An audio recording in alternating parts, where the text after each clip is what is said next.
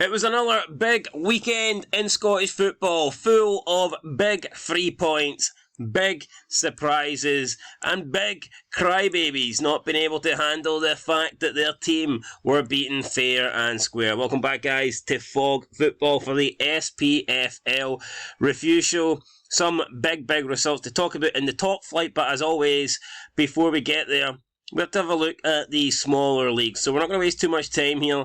Stenhousemuir 1, Bonnyrigg Rose 0, Clyde 2, Elgin City 1. Clyde, all of a sudden, beginning to put a run of wins together here. I think that's 2 wins in the bounce now, and who knows, maybe they can survive. For a long time, everyone pretty much had Clyde down and out, but lately they've been improving, and who knows, they might even survive. They might keep their pyramid dreams alive if they can keep on winning. Dumbarton 1-0 against Peterhead, Stranraer 0, Forfar 0, and the Spartans 1, East Fife 3. And that means that the table now looks like this. Clyde have got the gap to Stranraer down to 3 points. They've also improved their goal difference. So Clyde right back in this, having only won 3 games out of the first 25. They've won their last 2. So they're definitely the form team down at the bottom. And who could they potentially drag in? Well, they beat Elgin City this week. They're only 5 points behind Elgin and 5 points behind Bonnyrigg Rose and only 3 behind Stranraer. So there's a real chance here that Clyde,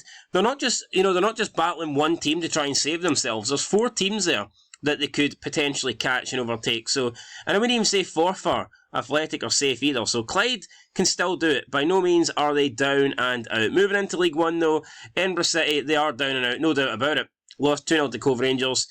Falkirk 1, Annan Athletic 1. Falkirk still unbeaten, but their performances have dropped lately, and it doesn't look like they're going to have an explosive end to the season. They're kind of falling off a wee bit. Hamilton coming back with a massive win. Akeem Rose getting a hat-trick. It's too late for them in terms of their title challenge, but they're definitely going to get second place. And yeah, I mean, if Falkirk keep on slipping up, then who knows? But for me, Hamilton, it's going to be second, and I think the way they're playing, you've got to fancy them in that playoff position. Montrose 4, Alloa 3, high scoring 7-goal game. Queen of the South 2, Stirling Albion 2. Dale Carrick got a late goal for Stirling Albion to get the equaliser. I'm sure Marvin Bartley will not be happy about that one. And if we look at the league table, Falkirk lead the way. A 14-point gap over Hamilton with a game in hand as well. So, yeah, that could go to 17. This league's done. Hamilton, though, will get second place, no doubt about it. Montrose, Alloa, Cove Rangers, 3 teams looking for the last 2 playoff spots. So someone's going to be disappointed come the end of the season. And towards the bottom, like I said, Edinburgh City are down. They are beat, and it looks like Annan Athletic will be in that playoff position as well. So pretty much everything's wrapped up here, apart from 3rd, 4th and 5th. In what order will those teams finish? Who knows? Moving into the Championship. Airdrieonians 1, Queen's Park 1. Decent draw there for Queen's Park at Airdrie. Airdrie's been one of the standout performers this season, so that's a decent result. Dunfermline 2, Ayr United 0. Dunfermline beginning to come back into a game now. I know they had a lot of players out injured and they're getting them back, so it's good to see Dunfermline getting back to winning ways, and I expected more from them this season. They actually started the season impressive, albeit, like I said, it did kind of disappear, but they did have a crazy amount of injuries. At one point, I think they had like 12 first-team players injured, and 12 first-team players for a lower league team's insane. So yeah, that was mad. Greenock Morton lost 2-0 at home. Did not see this coming, bit of a surprise, no doubt about it. Inverness getting a big win. Partick Thistle 1, Dundee United 1. Dundee United, like I said, they're faltering. They got a draw, but they were behind for the majority of this game. However, Rafe couldn't take advantage, because despite winning 2-0 at one point, they lost this game 3-2. What a bottle job for Rafe Rovers. Still can't believe that they managed to chuck away a 2-0 lead against bottom of the table Arbroath, and they had a great opportunity to win this, go ahead of Dundee United. They did not take it, and they have to be kicking themselves. The Rafe Rovers, it's a bit similar to that year where it was Dundee in Queen's Park battling at the top and neither team could put a run together. It's almost like nobody wants to win this championship. You feel like if Rafe Rovers or Dundee United could go on a winning run where they could win 5 or 6 games in a row, they would pull ahead, but no one can seem to do that at the moment. So yeah, it's still pretty close at the top. Nothing really well, it does change actually. Dundee United go a point in front since they got a draw, and Rafe Rovers lost. So yeah, 1 point now is the difference. Partick Thistle were hoping to win to try and cut the gap down to Dundee United at the top, down to 10. That didn't happen. The gap remains at 13. For me, it's a two-horse title race now. Partick and Greenock look like they're battling for that third spot. And Dunfermline, all of a sudden now, who potentially looked like they could have got dragged into a relegation battle, now find themselves in 5th. And can they end the season strong by trying to track down either Morton or Partick and try to get a playoff position? We'll have to wait and see. But it's very close between Dunfermline, Airdrie, Ayr and Queen's Park and Inverness. Look at that. We have, 2 points separating 5 teams. The only problem is, in terms of going forward, they're not really playing for much, although they are playing to avoid that 9th spot. So we could potentially get to the end of the season where we have a bunch of teams having to win in order to avoid finishing in that 9th spot. And that's what you want. You want to get to the final couple of games with positions on the line, but positions that mean something. I mean, no offence, but if you're 6th or 7th, what does it really mean other than like a slight difference in prize money? But when you're potentially going to finish in a playoff spot or a relegation spot, then it makes for an exciting weekend of final action. And now we'll move in to the Premiership. So, already talked about this quite a lot. Hearts 2, Celtic 0 in Edinburgh, in the capital. I was disappointed with the attendance. Only 17,748 people there. I thought Hearts deserved to win 100%. Really, really good. Even until Yang was sent off, I think Hearts started the better team. I was confident Hearts would get something today, but obviously that 10-man disadvantage for Celtic made it easier for Hearts. Adam Adia missed a penalty that shouldn't have been a penalty, and even though I think you can argue the Hearts penalty was also harsh, I think the Hearts penalty is more of a penalty than the Celtic one for me. The Celtic one was not a penalty, but Brendan Rodgers didn't come out and complain about that. He didn't cry about that. He was quite happy for that decision to go for Celtic, but when decisions went against Celtic, that's when he started throwing the toys at the pram. So George Grant, he scored the penalty. Good strike, good finish. Shankland scored just for half-time. That was given offside. And then Shankland in the 56th minute. Great run here for Shankland. Takes the ball around Scales. Plays in Nieuwenhof. Nieuwenhof manages to poke it back to Shankland. And it's a great finish into the bottom-hand corner. Shankland proving time and time again why he is the best striker in the league. And I'm sick of this guy not getting respect. Put a poll up about a month ago, and I think it was a poll between Shankland and Miovski. And Miovski, it was who was the better striker, and Miovski got 78%. Look, no offence to Miovski, nothing against him, but how can that many people think that he's better than Shankland? That makes no sense to me. The guy also didn't get a big move away. And if he had got a move away, I mean, Shankland moving to either Celtic or Rangers probably would have won them the league. But neither team decided to get him. And who knows, he could be the difference maker. If he's going to put in performances like this, his goals could decide where the title ends up going. I just hope Hearts can keep him for next season. I know he's got one more year after this year, but that's not enough. We need to get him signed down. We need to get him for another at least 2 or 3 seasons. If Hearts want to try and consolidate themselves as the third best team, if they want to try and close the gap to the Old Firm, then you need to keep Shankland. It's so much easier to do it with Lawrence Shankland. They've literally got a player here that they can build around, and if they can somehow convince him to end his career at Hearts, I mean, they can build around Shankland for like the next 5 years and try and create a team that can at least close the gap. For me, if you want to try and beat the Old Firm, it's going to happen gradually. It's not just, I don't think we'll have a one-off season like a Leicester where they went and won the league. To beat the Old Firm, to challenge the Old Firm, first of all, you need to make sure that you're the third best team. You need to constantly finish third. Finishing third one season and then not finishing third the next is no good. You need to keep finishing third, you need to keep getting the guaranteed European money, and you need to keep building and strengthening, and then you get further away from the teams behind you, and then you don't need to focus on them. You can start looking in front rather than looking behind. So that's the key, in my opinion. To challenge the Old Firm, first of all, you need to make sure you are clear better than the rest, and no team's been able to do that. The only team that's been able to do that was probably Aberdeen when Rangers weren't in the league, and that's why Aberdeen were actually at times looking like they could be a challenge to Celtic. So yeah, for me, that is the key. Finish third, keep on finishing third, and then hopefully, rather than thinking one season of trying to keep finishing third, you can think of potentially trying to finish second. I think that is how you do it. Anyway, let's move into the next game. Like I said, Hearts deserved the win there. Santa Clark, I think, won man of the match, but honestly, he made a couple of good saves, but it's not like he was pulling off like worldie after worldie. I thought Hearts comfortably dealt with Celtic, to be honest, and if anything, I think Hearts, even though, Celtic maybe could have got a goal or two, but Hearts could have got more than two, so I think the 2-0 did kind of flatter Celtic a wee bit.